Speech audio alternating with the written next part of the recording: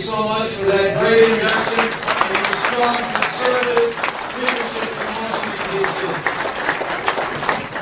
I am just honored to be with all of you today and to be joined by my wife, the future Second Lady of the United States of America.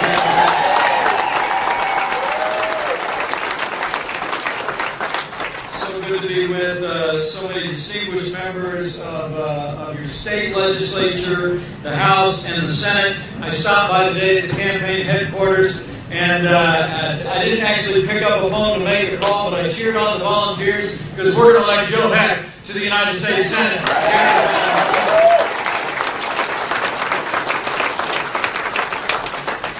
I served with these good men, with Joe Heck, with Mark Embay, and I just know the quality of the caliber of men and women who serve in the Republican Party here in Nevada. And I'm just incredibly honored to be with all of you today. Mark knows me a little bit better than that, though. He knows the introduction I prefer is a little shorter. Although I did like the dog part. I thought that was I'm a Christian, a conservative, and a Republican in that order.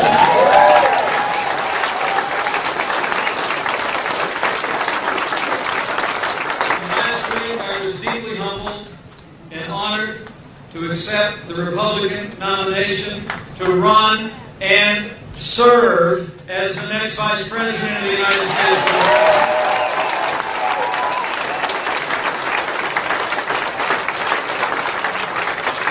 I joined this campaign just a few short weeks back. I joined in a heartbeat because you have nominated a man for president who never quits, who never backs down, who is a fighter, a winner, and until just a couple weeks ago he was doing it seemed like all by himself against all odds, but now we are a united party, we are a united movement, and we are going to make Donald Trump the next president of the United States.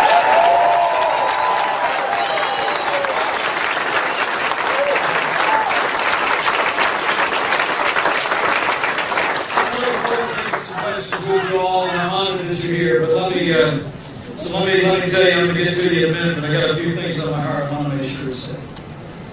First and foremost, just the choice in this campaign couldn't be more dramatic or more clear. At the very moment when America is crying out for something new and different, they're crying out for candor, a plain-spoken type of American leadership that'll level with us about where we are and what we need to do. The other party has answered with a stale agenda and the most predictable of names. People are restless for change. We're ready to break free from the old patterns in Washington, D.C. Democrats just last week anointed someone who literally represents and personifies everything the country's tired of. Let me just say, for the sake of our security, for the sake of our prosperity, let's decide here and now that Hillary Clinton will never become president of the United States.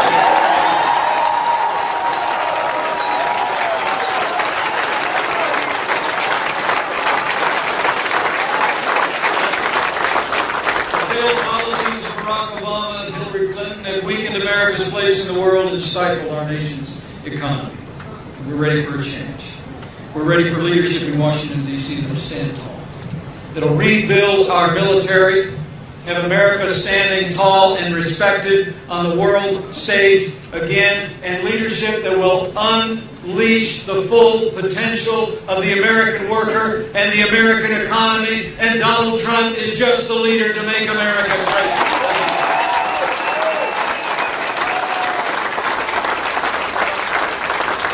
Hillary Clinton essentially offers a third Obama term, truth be told. I mean, think about it.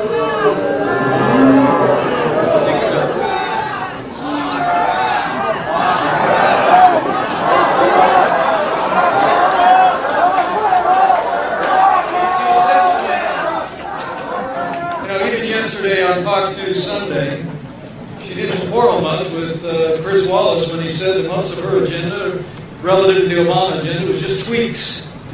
And then she talked about all the new government programs that she was going to put into effect. I mean, the truth of the matter is she championed Obamacare because decades earlier she'd all but invented it.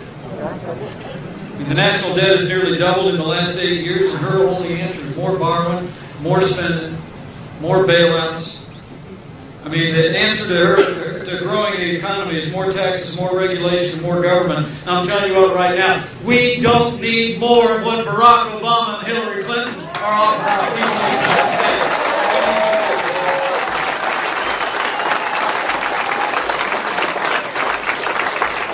7 out of 10 Americans think the country's off on the wrong track. We need a president who will get us on the right track. And that man is Donald Trump. I come from south of Highway 40 back in Indiana. We just pretty plain spoken out that way. Donald Trump gets it. Can you say it any better than that? I mean, he's a genuine artist. He's a doer in a game usually reserved for talkers. When Donald Trump does his talking, he also doesn't tiptoe around the thousands of rules of political correctness.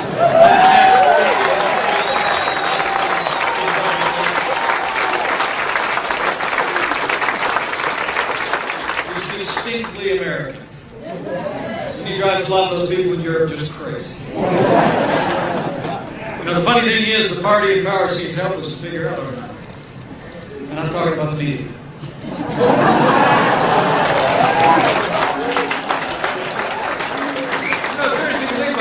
The Democrats and the media, I mean, they all keep telling each other the usual methods to work against them. They keep thinking, okay, now we've done him in, right? All right? And only to wake up the next morning and Donald Trump is still standing stronger than ever before, and that's the kind of resilience and leadership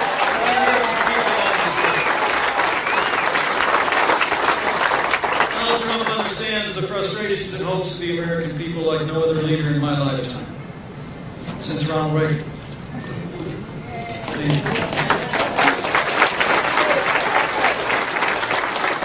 I know he moved out west after he grew up in the Midwest.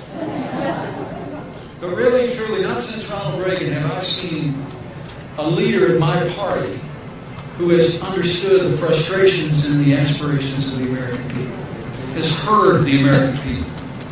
I mean, the other side tells us that this economy is the best that we can do. Right? I mean, the morning after Hillary Clinton's acceptance speech, they adjusted those quarterly growth numbers. 1.2% growth in our economy, the slowest recovery since 1949. They tell us it's the best we can do, but I'm going to tell you what. It's nowhere near the best we can do. It's just the best they can do. And Donald Trump and I are going to help unleash the power of this economy. Lower taxes. Repeal the red tape. And we're going to repeal Obamacare lock, stock, and barrel.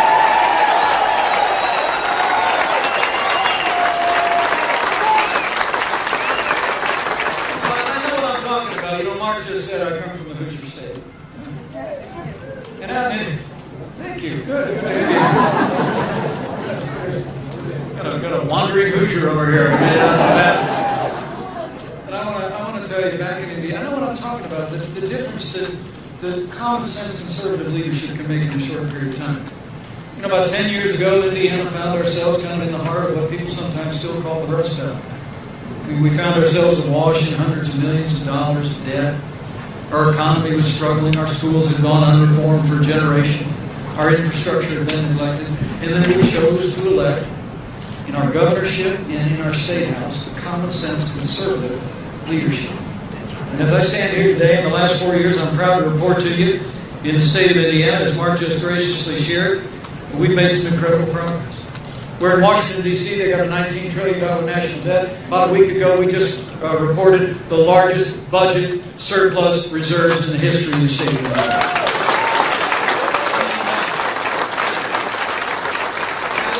That was after we just had the largest increase in education funding in Indiana history. We invested $2.5 billion in infrastructure. We have the most innovative healthcare program in the country. And as governor, I have cut taxes every single year that I've been governor, some $3.5 billion in taxes.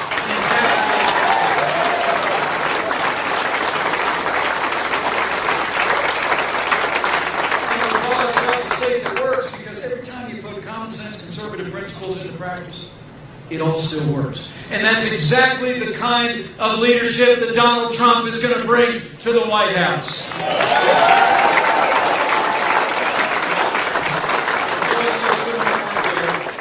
Americans can elect someone who literally personifies the failed establishment in Washington, D.C. Or we can choose a leader. Donald Trump is a leader. All right? A leader who will fight every day to make America great again. It's change versus the status quo. And my friends here in Nevada, all part of this movement, whether you be Republican or Independent and Democrat, I'll make a promise to you. When we elect Donald Trump President of the United States of America, the change will be huge.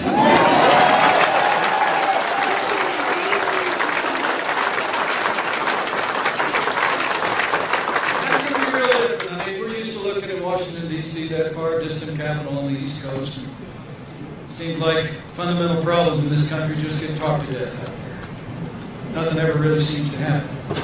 The truth of the matter is, and Mark knows this, I cut my teeth in Washington, D.C., battling against the big spenders in my own party. I mean, the truth is, while the national debt is $19 trillion today, it was every bit of half that after Republican administrations have been. And the truth is, we've needed new leadership in Washington, D.C. Leadership that'll bring people together and solve the problems of this country. And that's exactly the kind of leadership that Donald Trump is going to bring to our nation's capital. Under Donald Trump simply knows that the talk is over.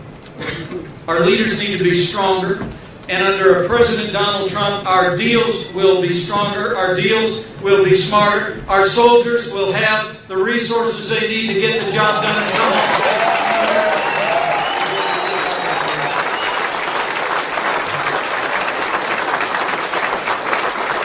And Donald Trump will put the safety and security of the American people first and foremost.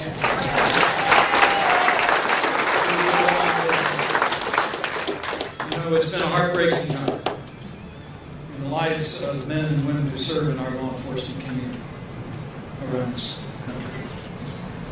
Another police fatality last week, a shooting in my home state capital of Indianapolis last week, an officer who's recovering from his injuries.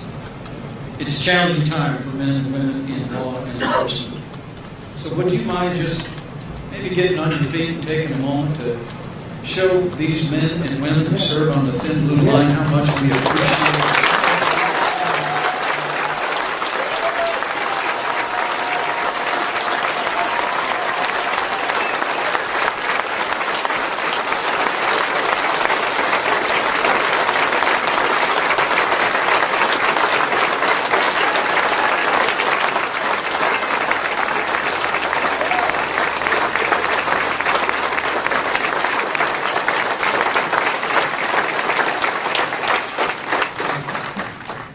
As the Chief Law Enforcement Officer of the United States of America, I promise you, President Donald Trump will support our law enforcement at every level. We will provide the resources that are needed for our families and come home safe to them. Donald Trump will restore law and order in the streets of the United States of America.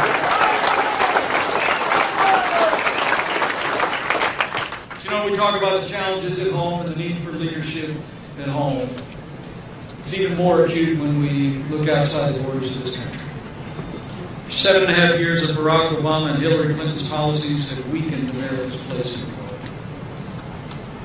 I spent 10 years on the Foreign Affairs Committee. I traveled in and out of some of the most difficult regions of the world.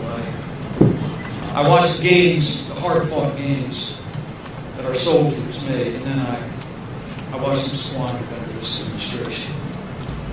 It's extraordinary to think when you look at the rise of radical Islamic terrorist attacks in allies around the world, inspired and fear.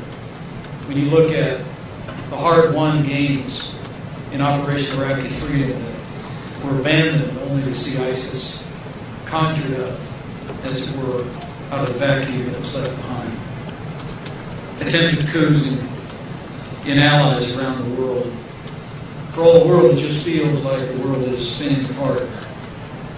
History teaches that weakness arouses evil.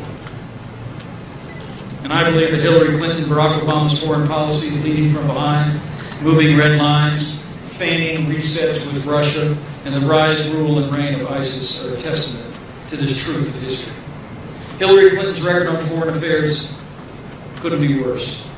It was Hillary Clinton that helped undo the progress our soldiers sacrificed in Iraq, instigated the failure of judgment that set ISIS on the loose.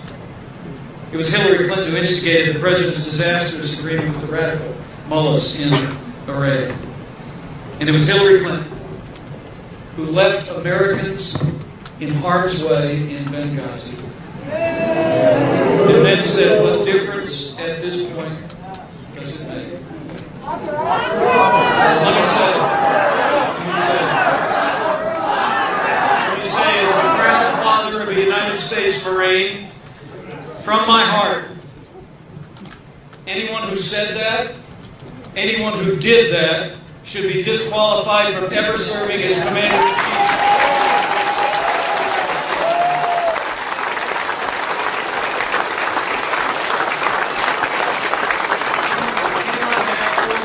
Apologizing to our enemies and abandoning our friends. America needs to be strong for the world to be safe. And on the world stage, Donald Trump will lead from strength.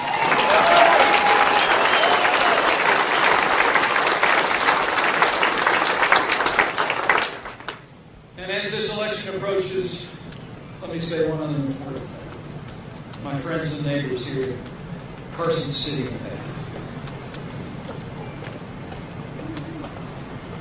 we're choosing a president for the next 4 years. But make no mistake about it, this election will define the Supreme Court of the United States for the next 4 years. We all better think very carefully and very seriously and talk to our neighbors and friends about what that means. Elect Hillary Clinton, and as I've said before, you better get used to being subject to unelected judges using unaccountable power to take unconstitutional actions.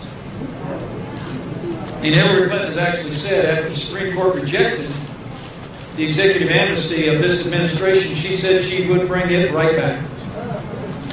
With the confidence that I guess her appointments to the Supreme Court would take a different view than the court has so far. So let me just say, for the sake of the rule of law, for the sake of the sanctity of life,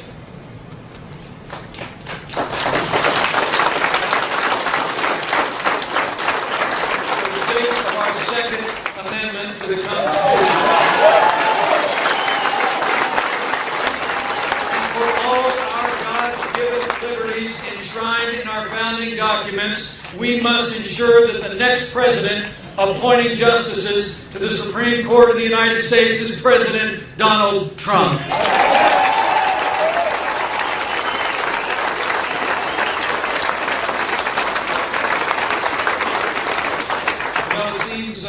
And I'm going to jump to your questions here. It seems like there's so much that divides us in America anymore.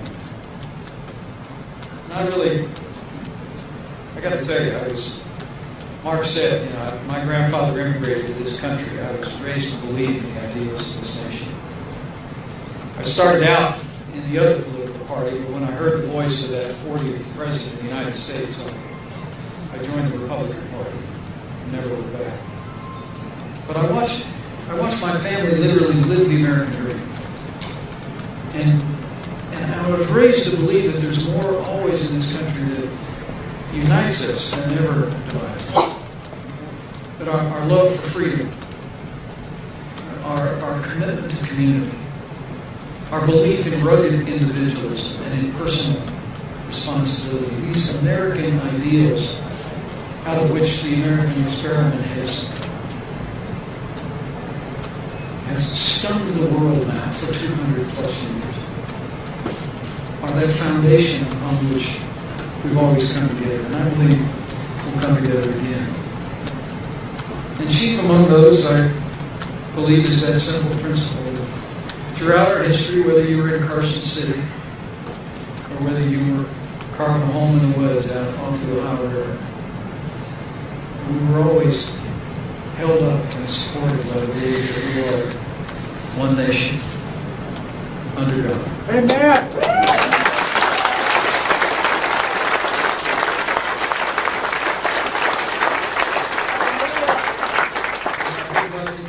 Problems that we face at home and abroad. I say to each of you who, like my little family, might bend the knee from time to time, make a point to do that in the next 100 days. Because I still believe that if His people who are called by His name will humble themselves and pray, He'll hear again from heaven and He will heal our land. Yeah.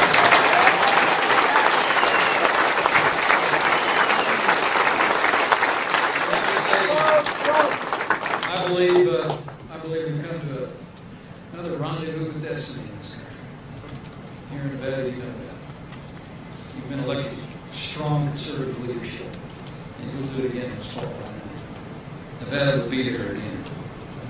I have faith in the boundless capacity of the American people to serve Donald Trump. And I have faith in God that He's not done with America.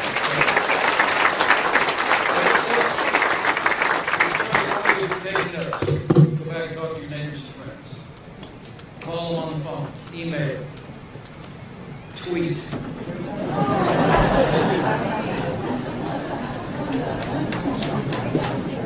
If you want a president who will protect this nation, confront radical Islamic terrorism, and rid the world of ISIS, if you want a president who will restore law and order to this country, and give law enforcement the support they need and deserve.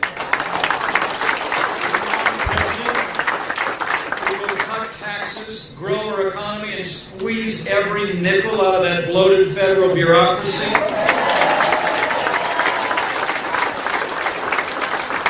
If you want a president who will enforce our laws, build a wall, and ensure that our nation is a nation of borders,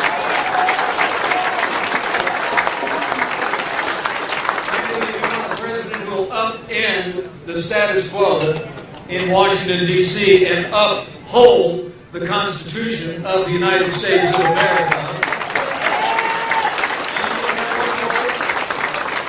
I'm here to tell you that man is ready. Our team is ready. Our party is ready. So let's leave this place determined in the next 100 days not to rest, not to relent until we make Donald Trump the 45th President of the United States.